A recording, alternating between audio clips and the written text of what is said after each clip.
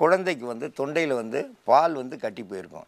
எந்த நேரமும் குழந்தை அழுதுகிட்டே இருக்கும். ஏன் அழுகுது அப்படின்னு தெரியாது. ஏன்னா தாய் வேலைக்கு போயிருப்பாங்க. வேலைக்கு போயிட்டு வந்து வந்ததுமே வந்து தாய்ப்பால் கொடுத்துருப்பாங்க.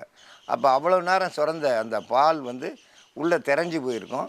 அந்த வேலை செஞ்சுட்டு வந்த அசதியில் அவங்க தெரியாமல் பாலை கொடுத்துட்டாங்கன்னா குழந்தைக்கு தொண்டையில் போய் அடைச்சிரும். அடைச்சா அது எதுக்குமே கட்டுப்படாது. குழந்தை அழுதுகிட்டே இருக்கும், தாங்க முடியாது, அதுக்கு ரொம்ப மூச்சடைக்கும். அந்த நேரம் ஒரு வேட்டியில் நடுவில் அந்த குழந்தைய படுக்க போட்டு மேலே லேசாக விளக்கெண்ணெயை தடவி புளிய இலையை தூவி அப்படியே மேலும் கீழும் உருட்டினா அந்த தொண்டையில் இருக்கிற அந்த உரைனா தயிராக இருக்கும். பால் வந்து தயிராகி கட்டியாக இருக்கும். அது உள்ளே இறங்காமல் இருக்கிறது இங்கே இந்த பக்கம் உருட்டும் போது தொண்டைக்குள்ளே வந்து இறங்கிடுச்சுன்னா அந்த அழுகை நின்றுடும்.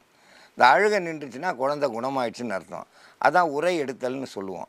அந்த உரை எடுத்தலுக்கு வந்து சரியாக இருக்கும்போது காய்ச்சலோ அல்லது வேறு எதுவுமே வராது. குழந்தைக்கு இது ஒரு சிறந்த முறை. இந்த முறையை பயன்படுத்தவும்.